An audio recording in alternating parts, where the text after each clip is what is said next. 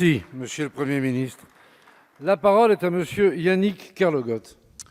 Monsieur le ministre de l'Éducation nationale, nous sortons progressivement d'une période de confinement jamais vécue, qui, au-delà de certaines privations, nous a révélé des possibles, notamment dans le numérique. En France, 1 salarié sur 4 aurait pratiqué le télétravail. La télémédecine a quant à elle montré les services qu'elle pouvait rendre. Que dire de l'enseignement durant cette expérience inédite? D'abord, reconnaître le formidable défi relevé par les enseignants qui ont permis l'école à la maison. Ils méritent notre gratitude.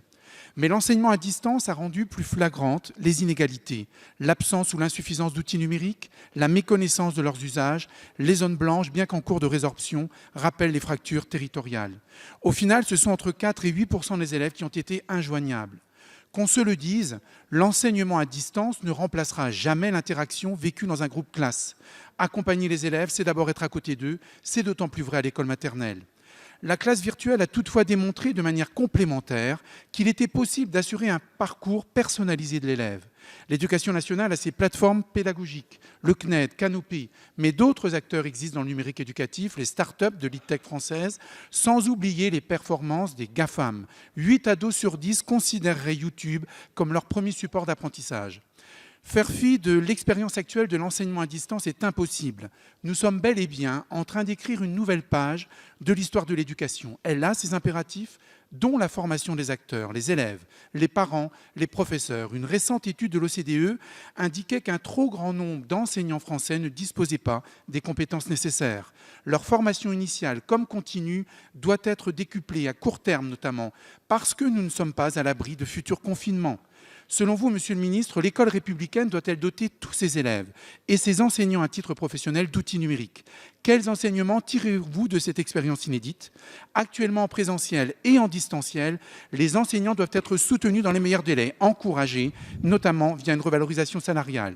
Pouvez-vous nous préciser enfin ce que vous attendez des États généraux du numérique que vous organisez à l'automne prochain? Merci, Monsieur le député. La parole est à Monsieur Jean-Michel Blanquer, ministre de l'Éducation nationale et de la jeunesse.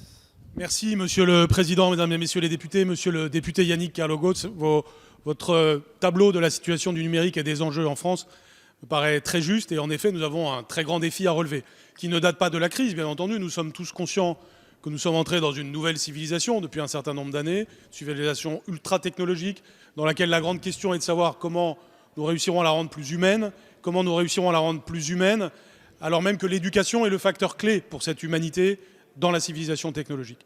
Cela suppose bien des choses. D'abord, de tirer le bilan de la situation, dans ses forces et dans ses faiblesses. Vous avez commencé à le faire. Si on regarde ce qui s'est passé en matière d'enseignement à distance, la France n'a vraiment pas à rougir. La France a des atouts. Elle a le CNED, en l'occurrence.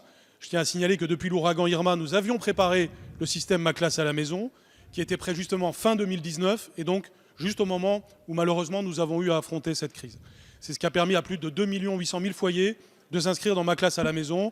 Dans un collège où j'étais hier, ils avaient pu avoir un enseignement à distance de qualité pendant toute la période de confinement. Et là, une récente enquête montre que 75% des foyers ont été satisfaits de ce qui s'est passé. Pour autant, nous savons bien que l'enseignement à distance, et vous l'avez très bien dit, ne remplacera certainement pas l'enseignement présentiel. C'est ni souhaitable, ni faisable, ni possible. En revanche, il y a évidemment un bon usage numérique éducatif à développer, là aussi de façon évidente. Alors que faire? D'abord, tirer le bilan de la situation. Le sujet de la fracture numérique. Nous avons à mieux équiper les familles, c'est une évidence, et nous allons le faire au cours des prochains temps, dégager les moyens pour cela. Mieux équiper les professeurs, mieux les former. C'était présent dans la loi pour l'école de la confiance, avec dans la formation initiale des enjeux de formation au numérique. C'est absolument essentiel, et ça aussi, ça va s'accélérer. Les États généraux du numérique à Poitiers au mois de novembre nous permettront de développer l'ensemble de ces enjeux et d'avoir ainsi une stratégie numérique renforcée pour les prochaines années et faire de Poitiers la capitale de l'éducation, comme nous le disons, parce qu'il y a le CNED, Canopé, l'Institut de formation des cadres de l'éducation nationale et la possibilité pour la France de devenir un leader international en matière d'usage numérique dans l'éducation. Merci, Monsieur le ministre.